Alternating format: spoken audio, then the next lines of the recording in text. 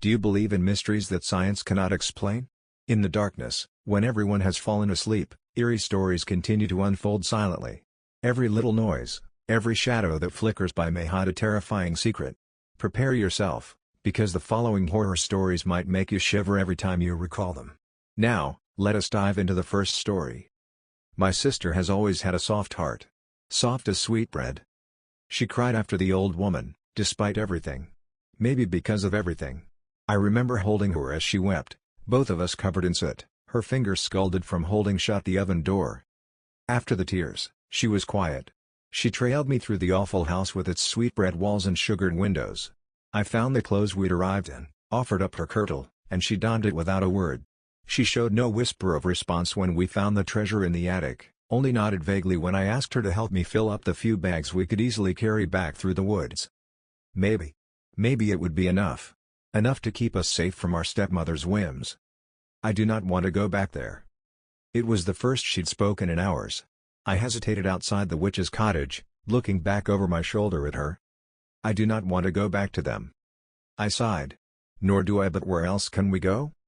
She wrung her fingers together in front of her skirt, eyes downcast and her teeth digging into her lower lip.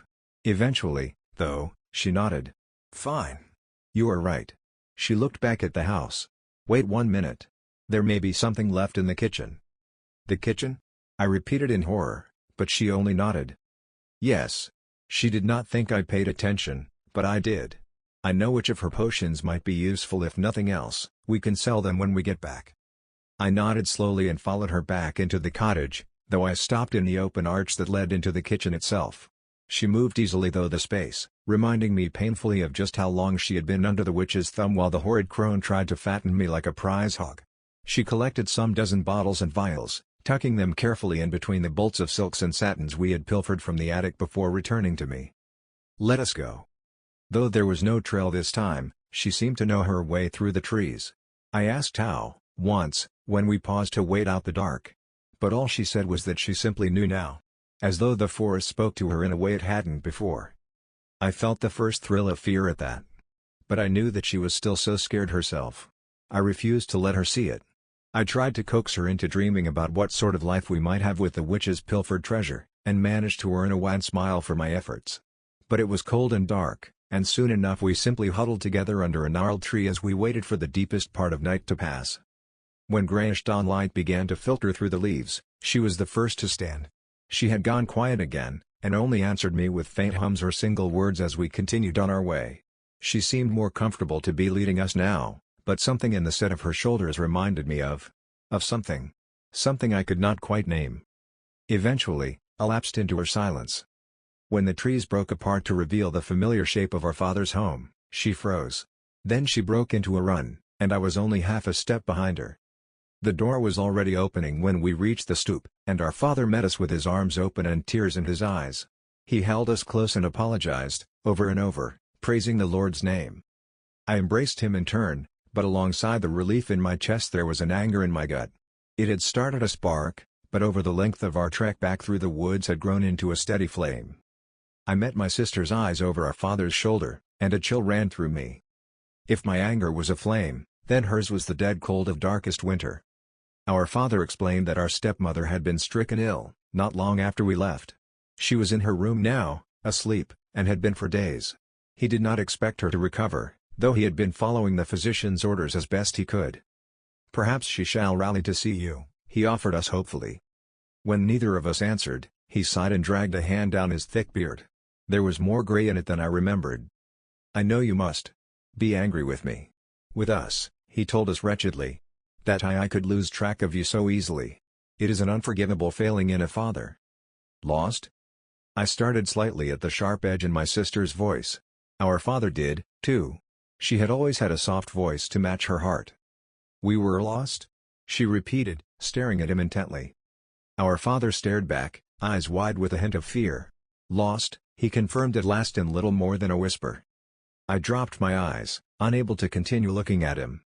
My sister did not. Abruptly, she stood from our small table. We will go see her, then. I blinked, startled both by the sudden movement and the conviction in her voice, but I followed her into our stepmother's sick room. That flame of rage flickered a little higher in my chest, and I found that I could not make myself move more than 2 steps inside the door. My sister knelt beside the hateful woman, and smoothed a hand over her brow in a gesture so tender it made me want to break something. "Here." She tipped one of the witch's vials against her lips. "This will help." I almost reached out to stop her, but as though she sensed the movement, she held a staying hand back toward me. When the vial was empty, she stood and brushed her hands down the front of her skirt. She did not look at me as she left the room. I hesitated a moment longer behind her, staring at the woman who had left us to the wood and the wild. Already, her breathing seemed easier. Anger and love for my sister Ward, twin flames in the center of my chest. She had always borne such a soft heart.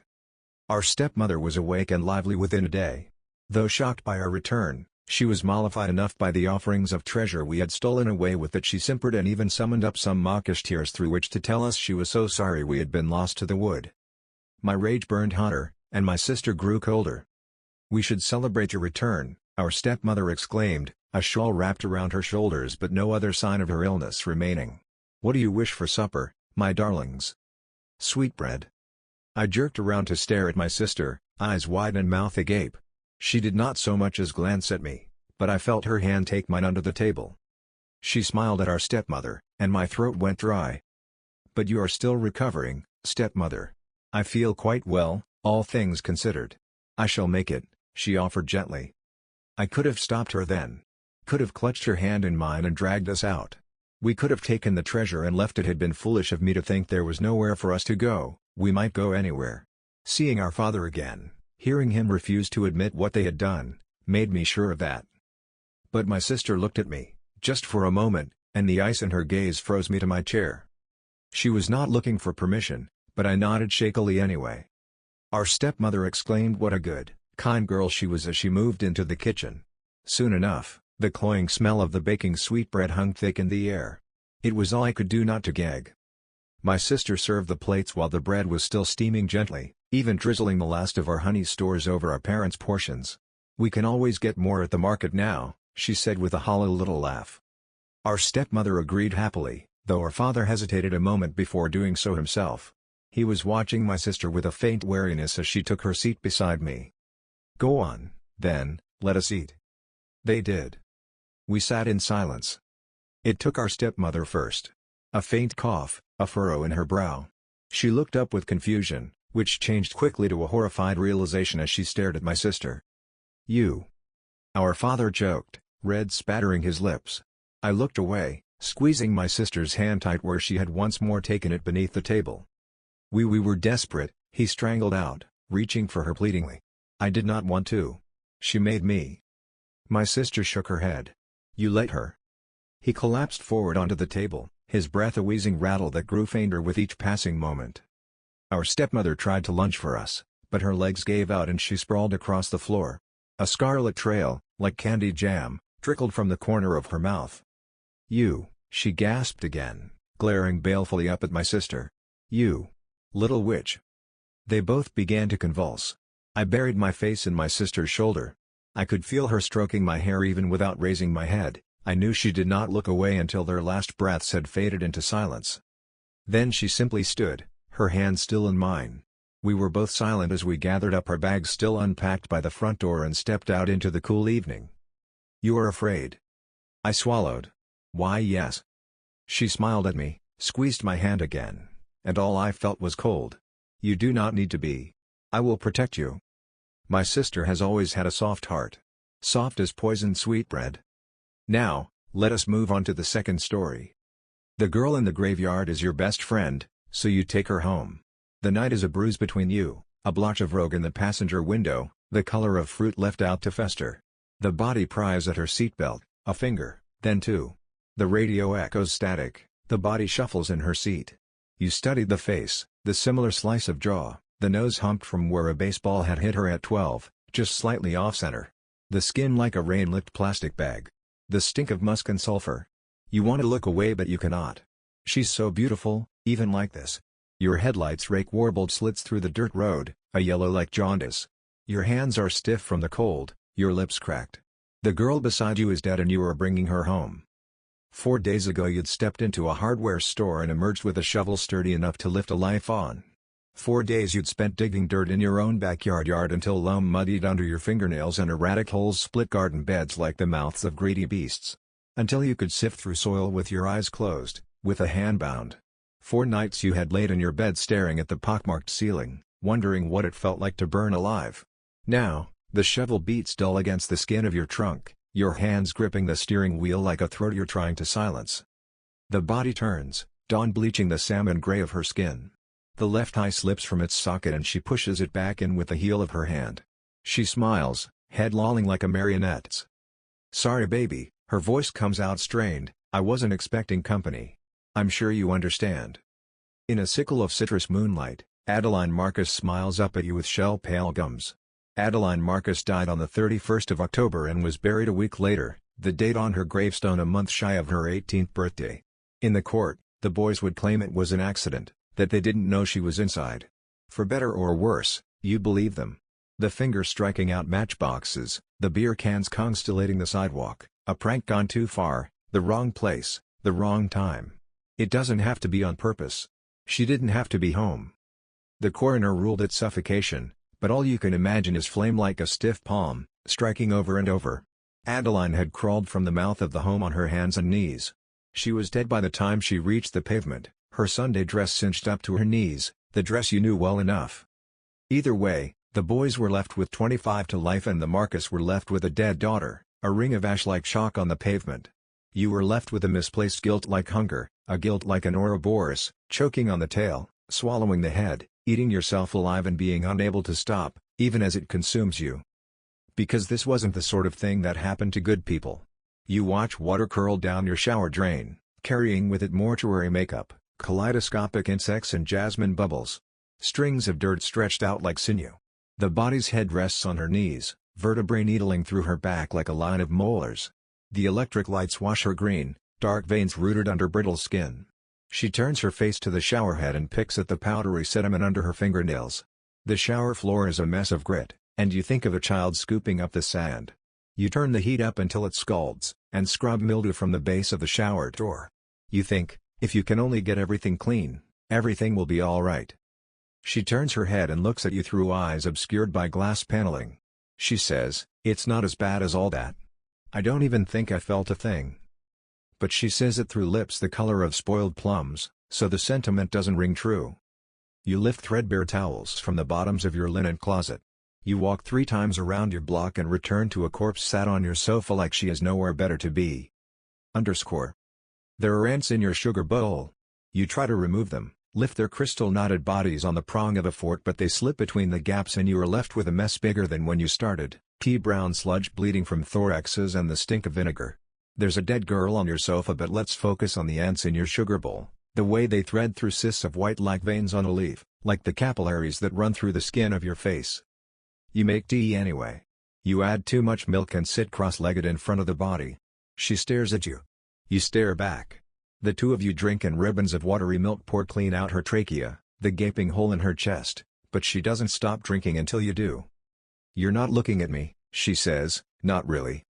"Yes I am." You twist your hands in the shag carpet. "Aren't I now?" "No," she says, "you're not." You leave your teacup on the floor, saucer and iris of yellow, and go upstairs. You take 2 cigarettes from the carton squashed on your father's desk and then think better of it, press down with your heel until tobacco dissipates into the tawny carpet. You change your bedsheets twice, eggshell white, no, gray with peonies. You make a second cup of tea. When you get back to the room, the body is still there. You are looking at her. You are not looking at her. "Do I disgust you?" she says. "No," she shakes her head, dark hair plastered to her shoulders like reeds, "no more than I always did." "You need to sleep," you say. "Baby," she tilts her head to one side, "sleeping is all I've ever done."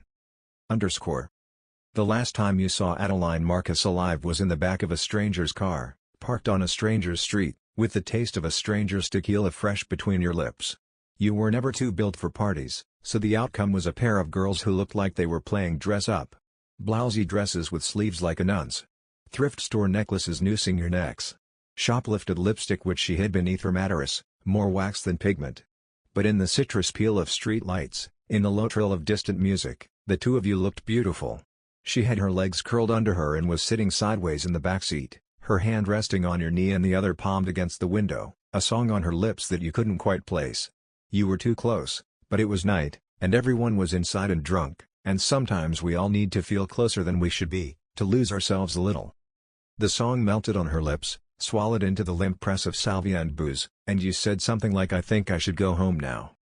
And she said something like, "Have another drink." And so you did. You let her pour the liquor into the flimsy mouths of red plastic cups and watched her swallow. She said, "You're so pretty." And you said, "I think you should stop." And she said, "Just let me say that one thing." And you wanted to say, "Stop fucking looking at me like that," and you wanted to say, "I want to crawl inside you and make life for myself in the city of your mind," and you wanted to say, "Let's just be quiet, let's just not talk, let's just not ruin a good thing by telling the truth." Instead you pushed open the passenger door, stumbled out onto the skin-of-vein blue sidewalk. "I'm going home now." The body lays with her back to your bed, hands worming in the floral sheets, chestnut hair spilling across her throat, past the ballpoint pen-marred bedposts, over the gray skin of her forehead. You are thinking about the silken mouth of a coffin. You are thinking of how she looked when you pulled her from the rose mouth of heaven. The radiator hums, a lace curtain bellies your open window. She rolls over onto her side, slots her hands together like pieces of a decaying jigsaw puzzle. You still can't even look at me, her mouth moves too slowly, words like chewing gum. "Why am I here, Bet? What's it for?" There are pink crescent moons on the bed of your palms from the bite of your nails. She pulls her knees to her chest and a bone cracks. She pulls her knees to her chest and a molar tumbles from between her keyhole lips. You can only love me when I'm not here, you can only love me when there's nothing left to love. You press your cheek to the cool spread of linen beside her, you listen to the steady beat of your heart, the way you can feel it in your fingertips, entirely singular. "Don't tell anyone," you say. "Did you want it to die with me, Bet?" She shifts and her hair falls against the nape of your neck. "Were you glad it was silenced?" "Don't tell anyone," you say again. She sighs, lays herself back down so you're face to face. Crooked nose, eye pulling from its socket, the onset of gray-green decay wreathing her jaw. The smell of soil and rot in cicada-heavy nighttime. "Who could I tell?" She brushes your hand, "I'm not really here." And suddenly you can imagine it as your fists splitting beer cans into like overripe fruit, it is your fingers on the matchbox, your fingers striking out. But you both know the house would still be on fire, and you both know you'd leave alone. You take her hand. You put your face in the crook of her neck and beg forgiveness from a ghost. The third story. Mark Holden's fingers trembled above the ancient Remington typewriter, hovering like pale moths uncertain where to land. The rejection email glowed on his laptop screen, the 5th this month, 32nd this year. "Thank you for your submission to the Weekly Wordsmith," the email read. "While your story showed promise, we have selected another entry as this week's winner. Promise. Always promise. Never triumph." Mark dragged his palm across 3 days of stubble and reached for his cold, bitter coffee. Bookshelves bowed under writing manuals and dog-eared short fiction collections. He'd entered every week for 7 years. 263 rejections. "You're getting closer," his ex-wife had said, before she wasn't.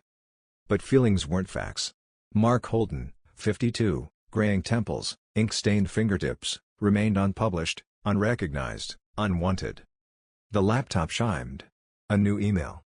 Mark's heart quickened with its weekly flutter of hope. The Weekly Wordsmith. This week's prompt. He clicked. The message was unusually sparse. No word count. No deadline. No cheerful editorial note about the previous winner. Just 12 words in a bold serif font. "Write the last story you'll ever write." Mark blinked. "Read it again."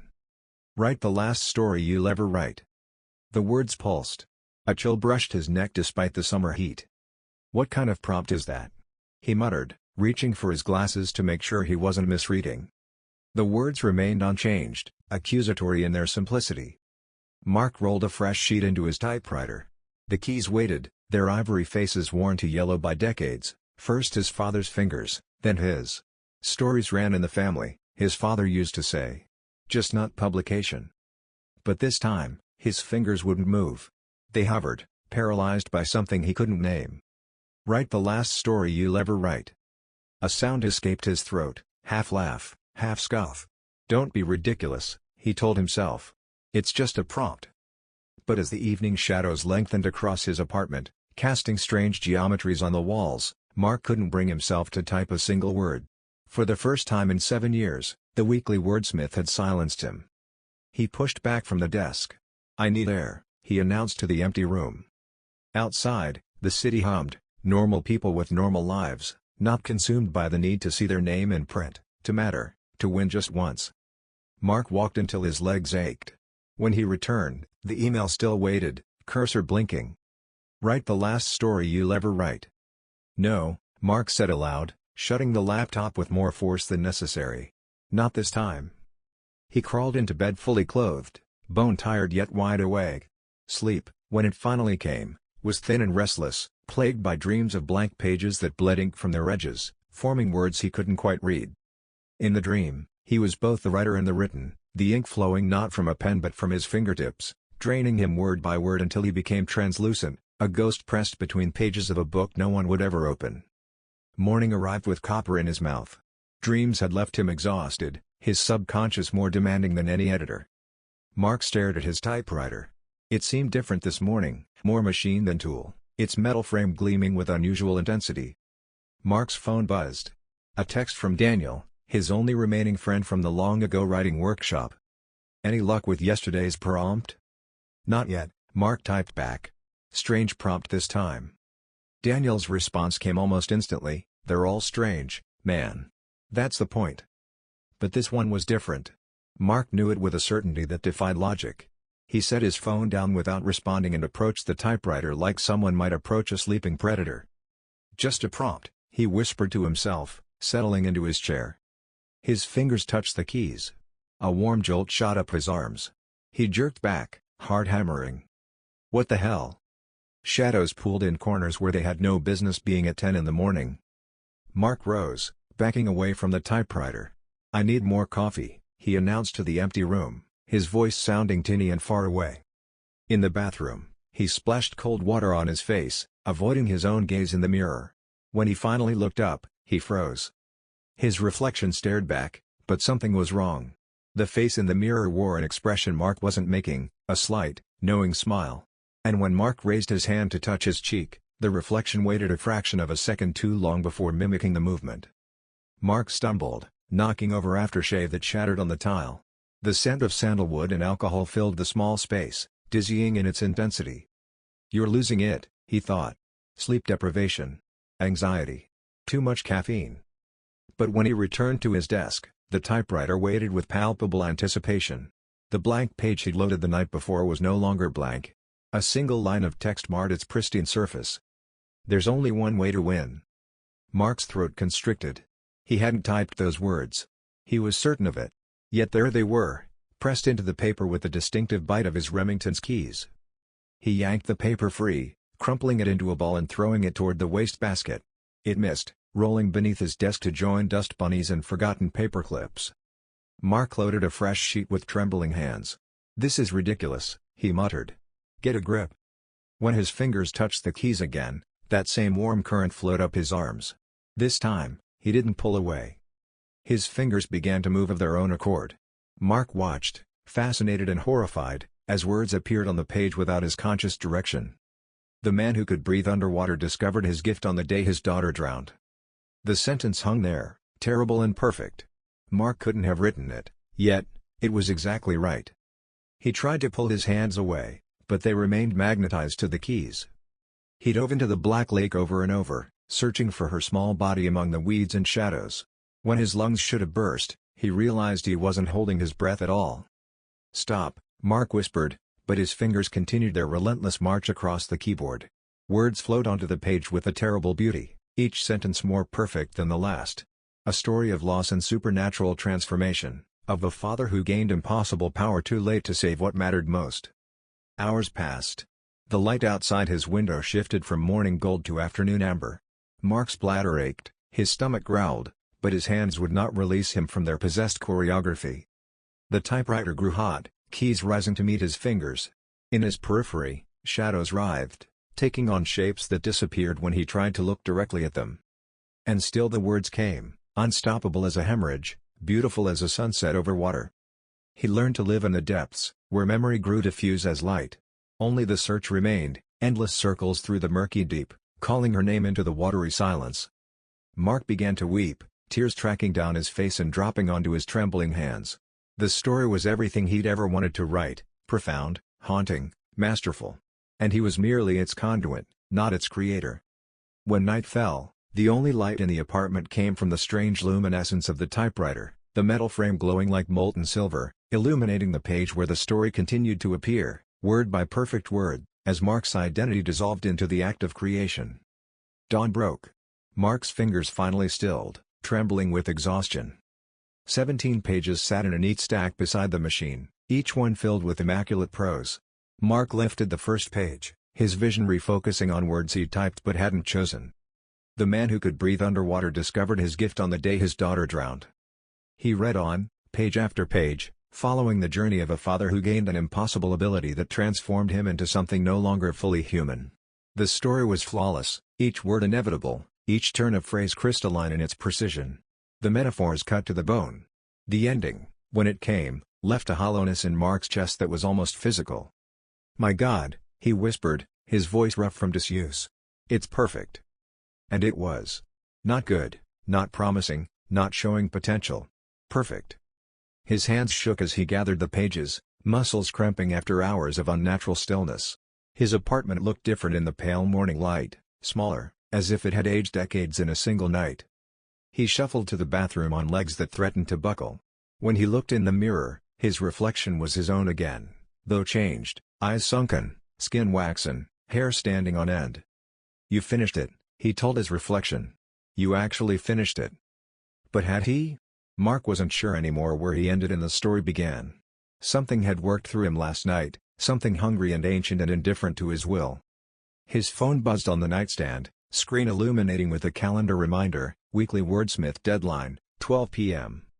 Mark glanced at the time. 11:27 a.m. 33 minutes to submit the best thing he'd ever written, would ever write. The manuscript pages felt cool and somehow heavier than paper should be. The sensible thing would be to read it again. Edit. Revise. But Mark knew, with a certainty that transcended logic, that the story was already perfect. It needed nothing from him now, no tinkering, no second-guessing. It had come through him fully formed, like Athena from Zeus's head. He sat at his laptop, the familiar submission form for the weekly wordsmith open in his browser. The cursor blinked in the title field. What was the title? He couldn't remember typing one. He flipped through the manuscript, searching. On the final page, beneath the last paragraph, a single line stood alone. "The last breath." "The last breath," Mark said aloud, and the words seemed to ripple through the air, disturbing dust motes that swirled in the sunlight. He typed the title into the form, then his name. When he reached the field for the story itself, he hesitated. This was usually where he would copy and paste his work, a digital transfer that always felt slightly diminishing, as if something were lost in the conversion from physical to virtual. But this time, that wouldn't do. This story demanded more respect, more care. Mark began to type it out again, word for word from the manuscript. As his fingers moved across the keyboard, that same warm current returned, gentler now, but unmistakable. The words appeared on screen with a fluid grace, as if they wanted to be transferred, as if they were eager to be sent. At 11:58 a.m., he reached the end. His finger hovered over the submit button. 2 minutes left. Mark thought of all the stories he'd submitted over 7 years. All the rejections. All the hours hunched over this same laptop, refreshing his inbox, hoping for validation that never came. This time would be different.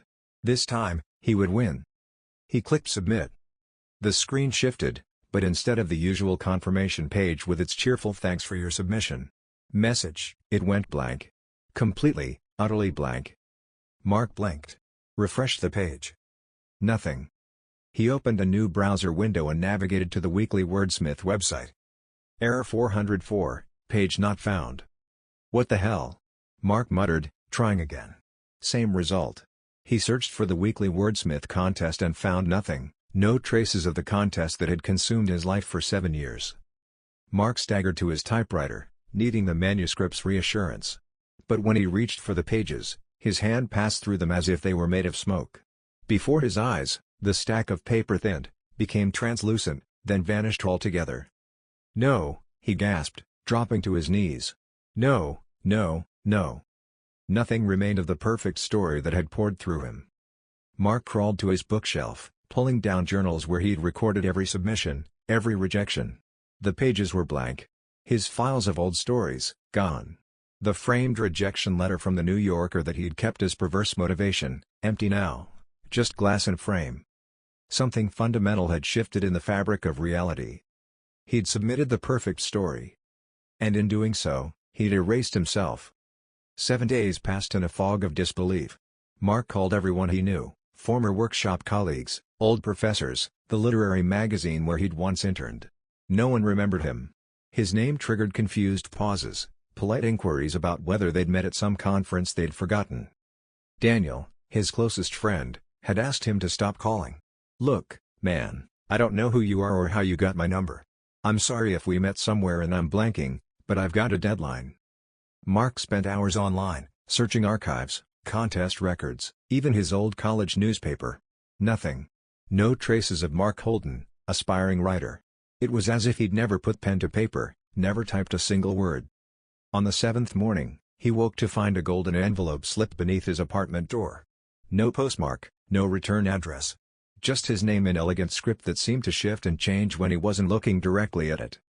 With trembling fingers, he slid it open. Inside, a single card of heavy cream stock bore a message in the same fluid handwriting. "Congratulations. You're the winner of this week's contest." And beneath it, "Prepare for your final reward."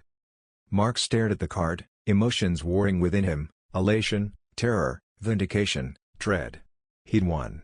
After 7 years, hundreds of rejections, thousands of hours hunched over his typewriter, he'd finally won. But at what cost? He placed the card on his kitchen counter and made coffee with methodical precision, trying to impose normalcy on a world gone sideways. As the machine gurgled and steamed, he noticed something odd about his hands. The callus on his middle finger, the one he'd developed from decades of pressing too hard on pens and pencils, was gone. His skin was smooth, unmarked by the physical evidence of his lifelong obsession with words. Hard hammering, Mark rushed to his laptop, pulling up his bank account. His monthly transactions showed rent, utilities, groceries, but no writing conference fees, no literary journal subscriptions, no craft book purchases. The library of writing manuals that had dominated his living room was gone, replaced by generic bestsellers he didn't remember buying. His desk, once cluttered with notebooks, drafts, reference materials, was bare except for a sleek computer and a potted plant. "This isn't happening," he whispered, the phrase that had become his mantra in the past week. But with each repetition, it lost power. The golden card on his counter caught the morning light, flashing like a signal. "Prepare for your final reward." What did that mean? What more could be taken from him? As if in answer, his phone rang, an unfamiliar chime. The screen showed an unknown number. "Hello?" Mark's voice sounded strange to his own ears, higher-pitched, uncertain. "Mr. Holden?" A woman's voice, rich and formal. "This is Eleanor Blackwood from Criterion Literary Agency. I'm calling about your submission." Mark sank into a chair. "My submission?" The last breath. "It's quite extraordinary. I'd like to discuss representation." "I don't understand," Mark said. "How did you get it?" "It's gone. Your story was forwarded to me by the editors at the Weekly Wordsmith. They were quite insistent I read it immediately." Mark's gaze traveled to the golden card. "Prepare for your final reward. Can you tell me what it's about? Surely you remember your own work. It's about a man who discovers he can breathe underwater after his daughter drowns. I've already had interest from the New Yorker." The New Yorker. The words hit Mark like a physical blow. "When can we meet?" Eleanor continued. "I'd like to discuss your next project as well." "There won't be a next project," he said softly. "It was the last story I'll ever write." That's what the prompt said. Silence stretched between them. When Eleanor spoke again, her voice had changed, deeper, resonant with something ancient. "Yes, Mr. Holden. That was indeed the prompt. And you answered it beautifully." Mark looked down at his hands resting on the kitchen table. They seemed less substantial somehow, the edges blurring like a watercolor left in the rain. "What's happening to me?" he whispered. "You're receiving your reward," Eleanor replied, her voice no longer human. "The perfect story requires the perfect sacrifice. You understood this, on some level. It's why you were chosen." "Chosen?" I didn't ask for this. Didn't you? 7 years. 263 submissions. Obsession has its own gravity, Mr. Holden. Mark watched as his arms began to fade, becoming translucent, the wood grain of the table visible through his flesh. Will it hurt? He asked, surprised at his own calm. No, Mr. Holden. It's rather like falling asleep. Your story will live forever. Isn't that what you always wanted? The perfect story, he murmured, watching his body disappear by slow degrees. Perfect. Eternal. And you were its vessel, its medium. A strange peace settled over him as he continued to fade. He had won. His words would live on, read and admired by people who would never know his name. The golden card on the counter was the last thing he saw, its message changing before his eyes. The story remains. The author disappears. This is the price of perfection. And then Mark Holden, who had spent his life desperate to be remembered, was forgotten completely. Somewhere, in a prestigious literary magazine, The Last Breath appeared. Author, anonymous. Critics hailed it as a masterpiece. Universities added it to their curricula. And somewhere, in the space between words, Mark Holden dissolved into the very thing he had always chased, pure story, untethered from the flawed human who had created it. Free at last. Perfect at last. The fourth story. Mistaken identity. If you knew when death was coming for you, you'd avoid him, of course you would. But you'd have to know what he looked like first, and he's not at all as I imagined. I had finished university with a pretty good degree in journalism, and that pushed me out of the job market because no one would afford me. The rent needed paying, so I got work where I could, in this case a little pub. It could have been worse. The King's Shilling mainly served lonely old men who came in for the social. Late one afternoon I was absent-mindedly polishing glasses and trying to untangle a tricky bit of plot for a story I was planning, when this nondescript little man came in. I hadn't seen him before, but he didn't cause the hiatus strangers do, so I presumed he was fairly regular. I was still quite new and didn't know everyone who came in. He was dressed in a beige mac, the shoulders dark from the rain and damp trilby. He took out a large white cloth handkerchief and proceeded to wipe the mist from his specs as he ordered his drink. I drew it as I passed the time of day. He ignored the chat. "Do you know a Jim Wardell?" he asked, handing over a $5 for his half of mild. "I think that's him sitting by the jukebox," I told him as I passed over his change. He nodded, picked up his beer and wandered over to the table where the man he was looking for was sitting. Jim didn't seem particularly happy to see him, but then, as it was drawing on to evening, I lost track of them in the bustle of serving, mopping and glass collecting. I certainly didn't see either of them leave. "Have you heard?"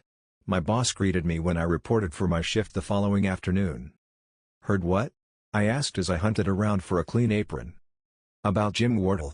You must know him, always sat by the jukebox and then complained about the noise." "Oh, him. Yes. He's only gone and died. My boss's name is Derek, not subtle." Everything stopped for a moment. "What?" "He's dead. Heart attack, they're saying." "When?" "Last night. After he left here. Apparently, he got in and his wife turned on him for being late and he just sank to the floor clutching his chest." "Who told you?" "Jack Cresswell. He lives next door. Ma Wardell went there in a panic. She and his missus are pally-like. It was a bit of a shock because it was someone I knew, but Jim was an old man who liked the beer and fags." "I suppose his time was up," commented my boss, philosophically, before disappearing down the cellar to change a barrel.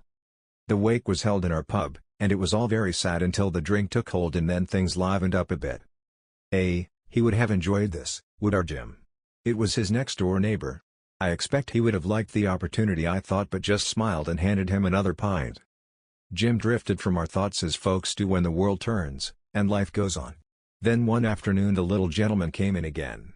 He had the same beige mac, the same trilby, and ordered the same half of mild. I had him pegged as a traveling salesman and we were on his route. He passed a $5 across and asked for Ged Barnett. At that moment Ged took out a large dirty handkerchief and sneezed loudly into it.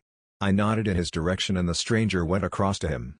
I watched him sit and saw a conversation start up. Then someone came to the bar, and I lost track of them. Ged didn't appear again, and when I asked was told that he died. I mean, he must have been 111 if he was a day, but Derek told me he was only a lad at 89. His missus had the wake in the co-op rooms, which was frowned on by Ged's drinking friends, but it didn't stop them going.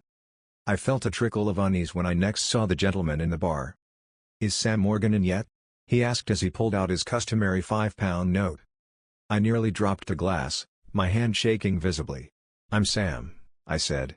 He looked me up and down and then took a cool-looking notebook out of his inside pocket. One side of the cover was sky blue with white fluffy clouds and the other had tongues of fire like a storm, lightning perhaps. It was totally not something I would have expected a chap like him to own. He flipped the pages and checked something written in there. "It's not you. Samantha Morgan. Do you know her? She'll be in later for the quiz." It was my boss.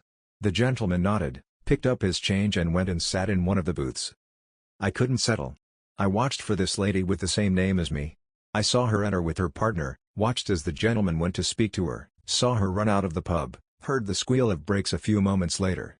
I just stood open-mouthed when a young man rushed in shouting about an accident, and could he have a blanket? I looked for the gentleman but couldn't see him. It was then I decided that he was death, and he was picking up his victims in our pub. What I had thought a neat little notebook was the Book of the Dead and the cool cover depicted a lacy cloud heaven and fiery hell. As it turned out, Sam Morgan was fine. Sam's partner organized the quiz and had forgotten the questions. Sam had run out to go and fetch them and was just in time to witness an accident. The victim was a young boy who had come off the pavement without looking. He rode his bicycle right in front of a car which had to swerve to miss him. The kid was a bit battered and bruised and Sam, in her capacity as a nurse, had taken care of him until his mum arrived. I still couldn't shake the notion that the gentleman was death and watched Sam Morgan for 2 weeks before I got tired and stopped. It was a drunk attacked her at work, knocking her over. She banged her head on the corner of a trolley and died from the trauma. I'm sorry for Sam and her family, but I might use that in one of my stories. I didn't see the beige little man for a while after that. I was determined that I would be busy when he needed serving. Life was good at the time. I didn't want to be caught up in anything I couldn't explain. He did come in eventually, one day in the late summer. He was wearing the beige Mac and Trilby even though it was hot enough to crack flags. My boss served him and after he had gone to sit down I sidled over. Did he ask for anyone? No. Why should he have? It's just that whenever I've served him he's asked for someone. So? Well, some things happened to them shortly afterwards. What did you mean? Old Jim Wardle, Ged what's his name? Ged Barnett. Yeah, him and Sam Morgan. They died. What you saying? He's killed them? He looked across the room. The man in question was quietly reading one of the complimentary newspapers, his half of mild sitting squarely in front of him. Not him exactly. I know it. Here, I tapped my head, but I can't shake the feeling he's behind it. Samantha was a tragedy, but such things happen all the time. You've only got to read the papers. And Jim and Ged were past their sell-by date if you ask me. You're a daft bugger, Sam. It'll just be a coincidence. Go and clear some tables. You young'uns have too much time to think. Why, when I was your age, I didn't stop to find out what he got up to at my age but went into the lounge bar to clear glasses. It was about as far away from death as I could be in a little pub. A couple of weeks later I became the entertainment. I hadn't felt too well when I got up and felt gradually worse as the day went on, and by early evening the pumps were fading in and out of vision. Yup, our Sam, are you all right? It was one of the regulars. I don't think I am, I managed before slipping to the floor. It turned out I had appendicitis and was whisked into hospital for an emergency operation. Fortunately, everything went well, but it was still nearly a month before I was back at work. There was a lovely bouquet of flowers on the bar when I went in. Goodness me, Derek, you're not going soft in your old age, are you? Eh? Flowers on the bar, does anyone notice? Oh, them. He looked embarrassed. They're for you. The punchers all clubbed together and bought them. We thought to leave them until you came back so you could enjoy them the more. He coughed into his tea towel. I'll get the mixers. He disappeared down the cellar in a cloud of pink cheeks and fluster. Oh, by the way.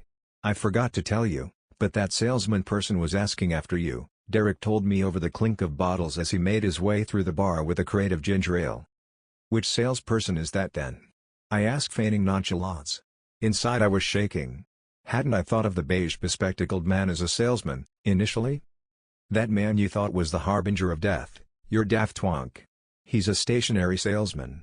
He wondered where you were? You didn't tell him what I said, did you? What do you take me for? He started putting the bottles in the fridge. He was a distant cousin of Ged's, many times removed. You did tell him. Oh, Derek. What will he think? I didn't tell him anything. I just asked how he knew Ged. And Jim, and Sam. I turned and waited for him to continue. Like I said, he were a cousin of Ged's. He wanted to know about the quiz night, and someone told him to ask for Sam Morgan but to be sure to get the right one. And Jim? Dunno about Jim. Someone needed serving and I never got round to asking. Derek's explanation mollified me somewhat, but I still watched out for the stationery salesman. I couldn't get the idea that everyone he had asked for had died soon after, and he had asked after me. He came in about a week later and I saw him look straight at me. I snatched at the till and tore a 20-pound note from inside. "I'm going for change," I called, waving the note across the bar. "Eh? We don't need." "I think we do," I called as I left, making a wide path around one of the locals in order to avoid the little beige man. I entered the cafe on the next street and ordered a coffee, breaking the note. I'd put the cost of my drink in the till later. I chatted a while with the proprietor, hoping that the beige man would have drunk up and gone by the time I got back. Eventually, I decided I should make a move. I opened the cafe door to the sound of sirens. The terrace streets around the pub had been built long before cars, so there were stationary vehicles scattered all over the place. Sounds like a car chase. As last words, these may not get 10 out of 10 for wit, but they were my own. My last thought was that death was very sensory. I could hear screaming behind me above the cacophony of sirens. I could smell the warm asphalt as it mingled with the tantalizing aroma of the coffee I could still taste on my tongue. I felt calm now that the inevitable was happening. I could see the red car careering towards me at the speed of light. Then the light went out. The fifth story is also the final story in our video today. We only have about 10 minutes to get him to Everett. Awake, the ride takes 45 minutes, but we don't need that long if he's asleep. I once trained a guy who quit on the third night, because he didn't like the pliability of it all. The wait time wasn't the only flat circle, but everything. Nothing but circles. Speech, behavior, and emotion all could bend if you knew which way to pull and how hard. I can get anybody to Everett in 20, but sometimes you have less than 20, and that's when it gets complicated. I showed up at around 1:27 a.m., because I'm a night owl. I've had bosses over the years who try to get me to stick to the standard schedule. That would have me coming in at 11:30 p.m., because that's the average bedtime for Americans. My cousin lives in Italy and she goes in at 11 p.m., which is strange, because I always think of Europeans as going to bed later than us. Not everyone in my family works in transport, but my cousin says all the people who are great at it have it in their DNA. My mother did transport, and my father worked in transport admin. I have two sisters, and both do transport. My brother is a doctor, but we try not to hold it against him. My preference is to show up deep into the shift, because that's when the emergencies happen. If there's going to be a crisis, I'd rather walk up to the beginning of it rather than have it hit me while I'm working on something else. My philosophy tracks with me, but my latest boss is one of those who thinks he's going to break me of all my bad habits. "Crystal," he said, brandishing a half-drunk cup of green tea, "we have talked about your tardiness several times. One more time, and it's a write-up." "Or just fire me," I said, grabbing the coffee pot and dumping what was left of it into the mug I always use, the one that has two kittens sword fighting on it. "You see those red lights going off, don't you?" "Yeah, I see 'em." "So what's the deal?" "Henderson was sent over from trauma, and that might be why he's always on edge. I feel bad about giving him a hard time until he threatens me with that write-up bullshit, and then I don't. He has a real hard time seeing the forest through the trees. Like when we have all three bulbs lit up above our casting screen and he's harping on me about a somewhat late arrival. The deal, he said, is a 14-year-old boy at Circle High. He immediately hid in a janitor's closet when the dream started, so he didn't trigger our alarm until a few minutes had gone by. A few minutes, I said, already dreading what I knew the answer to my question would be. How long do we have for the transport? Henderson cleared his throat. I hate theatrics, even when the person doesn't know they're being theatrical. Like in a short story when it says that somebody sighs. When was the last time you saw anybody sigh in real life? It's just something for the author to write down when they get sick of saying he said and she said over and over again. 15 minutes, Henderson said. Which means 10, I said, because it was going to take me at least 5 minutes to get my gear on and fall asleep. They used to knock us out using drugs until one lady didn't wake up, and then there was a lawsuit. Now, we have to fall asleep without assistance, and some people can't manage it. The anxiety is too much. It's like waiting for water to boil. That's why, in spite of my less than stellar record of following company policy, I know I'll never be fired. I can pass out anytime, anywhere, in a matter of seconds if I need to. That still doesn't give me a ton of time to get to Circle High, grab the kid, and get him somewhere safe before he wakes up. Can you do 10? Henderson asked, busting my chops, or should I send someone else? Henderson, I said, already strapping on a vest, if you thought you could send somebody else, you would have already done it. Circle High is not the name of the high school. It's Circle High, because it's not really a high school. The same way that Circle Supermarket is not really a supermarket, and Circle Post Office is not really a post office, although I've only had to go to Circle Post Office once, and I'd rather not go back. In dreams, everything is like a studio backlot, and that's how we behave when we step in to do our job. Never assume a door leads anywhere. Treat every building as though it's a facade. Every so often, an agent will complete a transport early and decide to do a little exploring before they wake up, and then we usually have to send in someone else to go get them. After that, the embarrassment usually becomes too overwhelming and they quit. There's no coming back from having one of your co-workers walking in on you proposing to your favorite Circle movie star while wearing a chicken suit. The high school is a common spot for transports. People are always going back to high school in their dreams. In the manual they give us at orientation, it says that if you're dreaming about high school, it means you feel like you went wrong somewhere in life, and you want to go back to a place where you could make different decisions that would actually get you on the right path. I guess that means we're all spending our days stockpiling regrets, because everyone I know dreams of being back at school with a test they didn't study for or a class they're failing. School transports aren't the hardest assignments we get, and I couldn't figure out why this would be a 3-light priority. We're not told why one assignment is more important than the others. That's above our pay grade even though my boots are the ones on the ground. I was given the location of the closet where the kid was hiding. That's right, bud, I thought to myself, make my life easy. Just stay in that closet until I get there, and we'll have you in Everett before that alarm on your phone starts going off. The closet he was hiding in was on the first floor to the right of the guidance counselor's office. I didn't see anyone else in the school, which was unusual for this kind of dream. Usually there were teachers and students everywhere, and you had to practice some kind of character so they'd leave you alone. You could treat the whole thing like a video game and just push past them like they're avatars, but I find that to be time-consuming. I'd rather just smile and say I'm here to pick up my son. He's got a doctor's appointment. People in dreams are only half there. They don't have the capacity to understand more than a sentence or two at a time. As long as you're not instigating them, you can move through them quickly. In some cases, right through them. I once stepped through a transport assignment's dead uncle and had to fill out half a dozen forms when I woke up. When I got to the hiding spot, I knocked lightly on the door. I'd forgotten to get the kid's name, but I didn't want to ask him for it in case it made me sound unprofessional. Henderson would ding me for that later, but oh well. "Hello sir," I said, hoping the formality would flatter the boy. "My name is Crystal. I'm here with Fitch and Bomb Night Terror's Rescue and Recovery. I'd like to help transport you from this location to a lovely seaside town called Everett where you can spend the remainder of the evening." It wasn't exactly the script I was supposed to follow, but who has time to memorize corporate jargon? A second or two went by, and then the door cracked open ajar. "Hey," the teenager said, his eyes looking glassy and wet. He'd been crying in there. What was this nightmare anyway? School shooting nightmares are more common these days, but that's a 4-light alarm, and requires an entire team for transport. Had they sent me into an extreme priority by mistake? The kid looked terrified.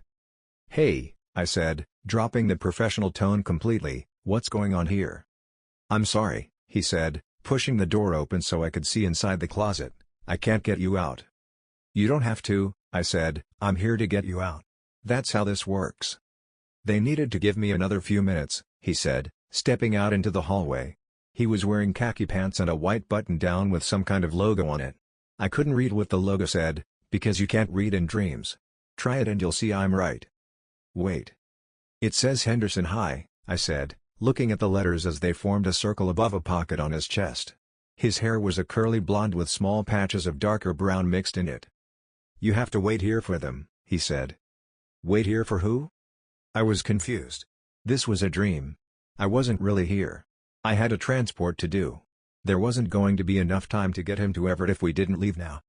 "They'll be here pretty soon," he said. "I'm sorry I had to hide from you, but I didn't know if you brought anything with you. The last time, you had a knife, and you kept waving it around. I know you probably didn't mean to hurt anybody, but..." "What are you talking about?"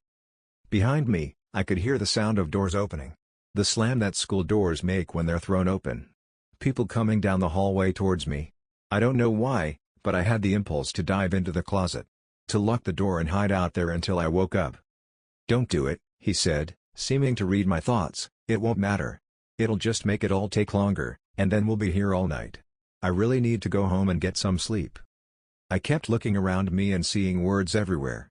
Words I could read. How could I read? You can't read in a dream. "I'm so tired," he said. "You must be really tired too." And that's the strange thing. I wasn't tired. I felt wide awake. Thank you for staying with us until the end of the video. We hope today's horror stories brought you moments of suspense and excitement. Don't forget to hit like, subscribe, and turn on the notification bell so you won't miss our next chilling tales. See you in the next video, if you dare.